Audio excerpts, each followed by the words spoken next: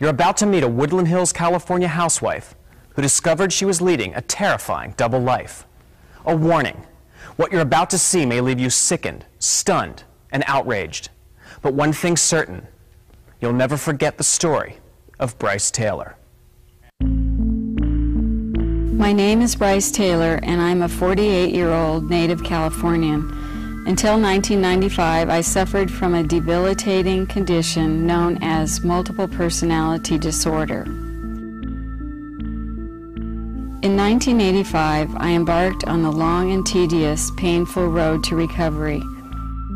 Through years of therapy and deprogramming, I completely reintegrated my multiple personalities back into my uniform core self, and through the grace of God, I am alive today to convey to you my true life experiences. This account of my remembrances will be so shocking and amazing that you may feel that you've entered the twilight zone. Until 1985, really, I thought I was living a perfect life. I thought I had a perfect childhood. I thought I had, perfect parents and family, and that my family that I married was perfect. It couldn't have been farther from the truth. My multiple personality condition resulted from what I had first thought in 1986 was solely sexual and ritual abuse. But as I began to remember and heal more of my hidden past, I realized that ritual abuse was merely the mind control, trauma base my pedophile father and others used to condition me for participation in Project Monarch, the Central Intelligence Agency's white slavery operation.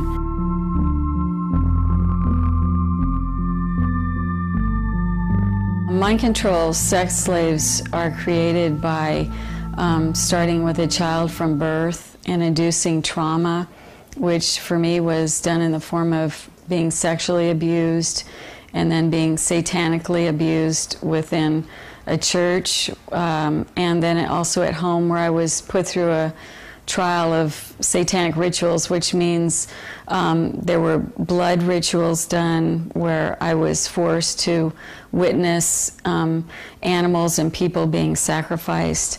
And then things such as in the church, I was sexually abused by the minister there. And a lot of it was a cover for pornography and then child prostitution that looked like I was going to choir practice, but once the doors were closed to the area where we did that, we were taken down the basement, and it turned into kiddie porn where we were being filmed. I was an FBI agent for 27.5 years. At the time of my retirement, I was the senior special agent in charge of the FBI Los Angeles Division. I have been qualified in the courts as an expert on cults and satanic ritual abuse. I'd have to say that Brice Taylor's story has been confirmed over and over again through my various sources. I also have contacts on the inside of the U.S. intelligence community. I have information from various sources that judges, law enforcement, prosecutors, attorneys, doctors, and many prominent individuals, including actors, actresses, professional football and baseball players, are involved in these type activities. After I fled from California, I began having vivid, detailed memories of being used as a sex slave to some of our nation's highest level government officials. Among them were John F. Kennedy, Lyndon Baines Johnson, Nelson Rockefeller, Henry Kissinger, Gerald Ford, Jimmy Carter, Ronald Reagan, George Bush, and top entertainment professionals such as my owner, Bob Hope. The truth is that there are slave auctions that very elite people attend to be able to own and buy the best mind control slaves that money can buy. Frank Sinatra was Bob Hope's friend, and he actually was the person that was in charge of me a lot when I was in Las Vegas on assignment.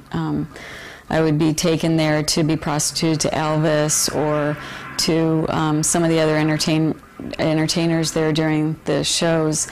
Dean Martin, Bing Crosby, Sammy Davis Jr., and all types of different situations. And I would be taken to different parties where they were at, where then I was prostituted, or they would make some pornography or something. The theme of the pornography filmed by Sylvester Stallone was sex with dolphins, and he was filming a lot of these young girls with the dolphins, and that was actually pornography that was shared with a lot of people later on. They filmed us over years with all sorts of animals. I mean, it was gross.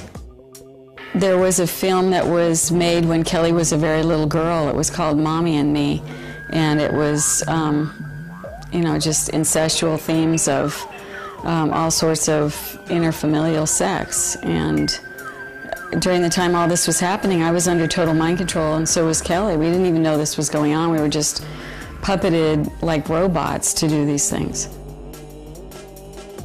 I know that some of my perpetrators were actually known Satanists, and some of them were not. I know that Sammy Davis Jr.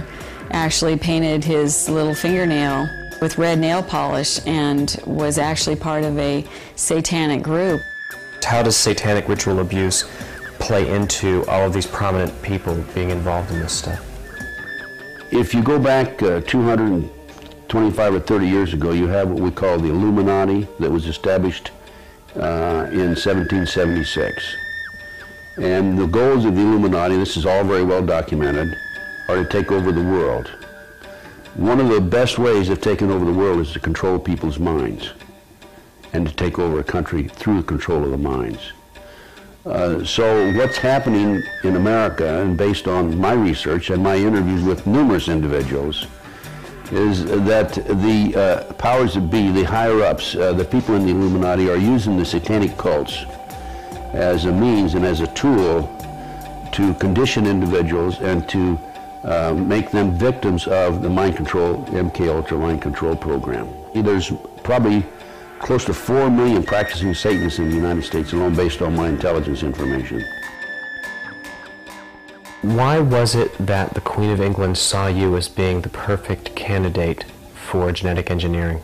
In a series of meetings that took place before Reagan was president, he took me to England, where we had private meetings with the Queen.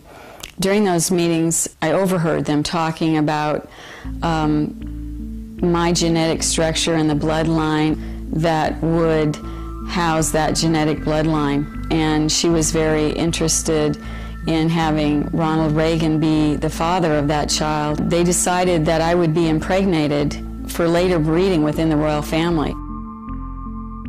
It's an experience that still causes me a lot of pain, and although I was under mind control and wasn't really aware of this for years, consciously, the full ramifications of this, I had thoughts about this baby, and I was depressed, and I was sad, and I wanted him back, and I cried for months afterwards.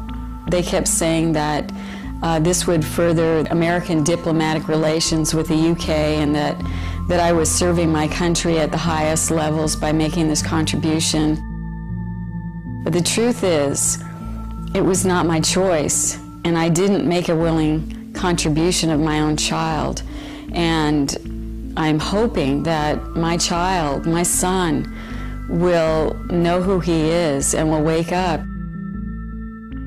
If the Queen would be watching this show right now, what is a message that you would want to give to her? I would just like to tell the Queen of England that whether a person's under mind control or not, that no one has a right to take a child from someone, and that if she didn't know I was under mind control, that I would, understand, but that, I would just appeal to her as a mother and ask for her cooperation in this situation, that I could be at least reunited with my son.